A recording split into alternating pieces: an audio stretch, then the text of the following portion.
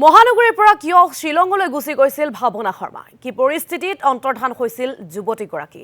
ইয়াকে লৈ মুখ খুলিলে ভাৱনাই সামাজিক মাধ্যম যোগে স্পষ্টীকৰণ প্ৰেমিক নিহাৰজ্যোতি শৰ্মাৰ মানসিক আতিশায্যৰ বলি হৈ আছিল ভাৱনা বিগত 2 বছৰ ধৰি যথেষ্ট পৰিমাণে ভাৱনা হাৰাশাস্তি কৰিছিল প্ৰেমিকে প্ৰায় ব্যক্তিগত ফটো ভিডিঅ' ভাইৰেল কৰাৰ ভাবুকি দিছিল প্ৰেমিকে ফলত মানসিকভাৱে যথেষ্ট চাপত আছিল বুলি অভিযোগ উত্থাপন কৰিছে ভাৱনাৰ পৰিয়ালকো নিহাৰজ্যোতিয়ে ধমকি দিছিল বুলি উল্লেখ কৰিছে ভাৱনাই মানসিকভাৱে ভাৰসাম্যহীন হৈ স্বইচ্ছাই শিলঙলৈ যোৱা বুলি স্পষ্টীকৰণ দিছে যুৱতীগৰাকী আমি জনাব বিচাৰিছো যেহেতু এই বিষয়টোক লৈ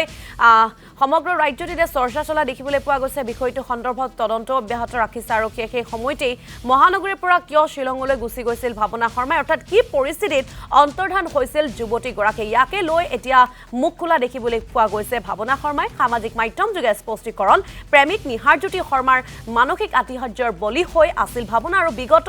2 বছৰ ধৰি যেহেতু মানসিকভাৱে হাৰাশাস্তি কৰি আহিছিল সেই কথা এতিয়া সংবাদ মাধ্যমৰ সন্মুখত উল্লেখ কৰা দেখিবলৈ পোৱা গৈছে ভাৱনাক নমস্কাৰ অসমবাসী ৰাইজ মোৰ নাম হৈছে ভাৱনা শৰ্মা সেই দিনা মোৰ লগতনো আসলতে কি হৈছিল মই নিজে কথাখিনি ক'বলৈ বিচাৰিছো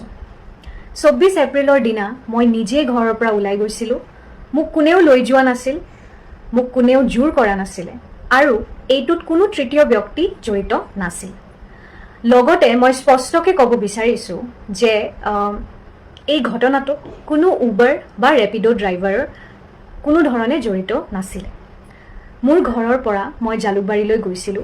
তাৰ পিছত পল্টন বজাৰলৈ পৰা শিলং গলো আৰু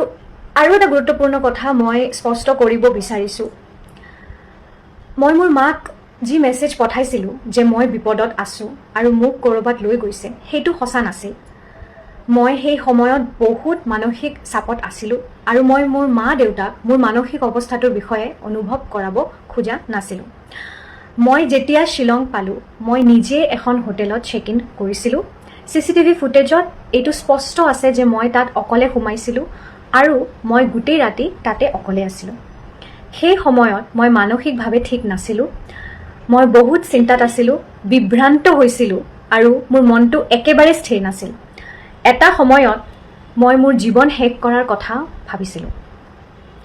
কিন্তু পাছত মই বুজিলো যে মই এইটো কৰিব নোৱাৰো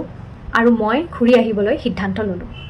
পিছদিনা পুৱা মই যেতিয়া ৰাস্তাত আহি বহিছিলো সেই সময়ত মই এগৰাকী মহিলাক দেখা পাই তেওঁৰ ওচৰলৈ যাওঁ আৰু তেওঁৰ সহায়ত মই মোৰ মাক ফোন কৰোঁ আৰু অসম পুলিচৰ সহায়ত মই সুৰক্ষিতভাৱে ঘূৰি আহিছিলো এতিয়া মই ক'ব বিচাৰো এই অৱস্থালৈ মোক কিহে লৈ আহিছিল 2 বছৰৰ পৰা মই নিহাৰজ্যোতি শৰ্মাৰ সৈতে এটা সম্পৰ্কত আছিলো এই সম্পৰ্কটো দুয়ো পক্ষৰ পৰিয়ালেও জানিছিল কিন্তু সময়ৰ লগে লগে মই বহুত চাপ ভয় আৰু ধমকি অনুভৱ কৰিছিলো মোক কোৱা হৈছিল যে যদি মই সম্পৰ্কটো এৰি দিওঁ তেন্তে মোৰ ব্যক্তিগত ফটো আৰু ভিডিঅ'বোৰ জনসমাজত প্ৰকাশ কৰা হ'ব লগতে মোক এইটো কোৱা হৈছিল যে মোৰ পৰিয়ালৰ ক্ষতি কৰিব এই সকলোবোৰৰ বাবে মই বহুত দিন ধৰি ভয় আৰু চাপত আছিলো মই এইবোৰ কথা কাকো ক'ব পৰা নাছিলো আনকি নিজৰ পৰিয়ালকো ক'ব পৰা নাছিলো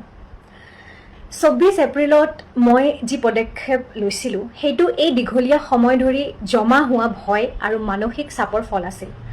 মই এতিয়া এফআইআৰ দাখিল কৰিছো আৰু পুলিচৰ সৈতে সম্পূৰ্ণ সহযোগিতা কৰি আছো মই জানো যে মই যি মানসিক অৱস্থাত আছিলো হেয়া সকলো মানুহে বুজি নাপাবও পাৰে কিন্তু যি সকলে এনে অৱস্থাৰ মাজেৰে গৈছে আৰু গৈ আছে তেওঁলোকে নিশ্চয় বুজিব আৰু মই আন মানুহকো মহিলা হওক পুৰুষ হওক বা আন যিকোনো ব্যক্তি এনে অৱস্থাত থাকিলে অনুৰোধ জনাওঁ দয়া কৰি নিঃশব্দে নাথাকিব নিজৰ কথা কওক কোনো বিশ্বাসযোগ্য মানুহ বা পুলিচৰ লগত কথা পাতক তেওঁলোকে আপোনালোকক নিশ্চয় সহায় কৰিব মই সকলোকে অনুৰোধ কৰোঁ অনুমানৰ ওপৰত কথা নক'ব এইটো মোৰ আৰু মোৰ পৰিয়ালৰ বাবে ইতিমধ্যে বহুত কঠিন সময় এতিয়া মই মোৰ সুস্থতা আৰু আগলৈ আগবাঢ়ি যোৱাৰ ওপৰত গুৰুত্ব দিছো শেষত মই সকলোকে আমাৰ পৰিয়ালৰ বিপদৰ সময়ত মোক আৰু মোৰ পৰিয়ালক সহযোগ কৰাৰ বাবে অশেষ ধন্যবাদ জনালো আৰু তাৰে লগতে মই অসম পুলিচৰ যিবোৰ পুলিচ অফিচাৰ্ছ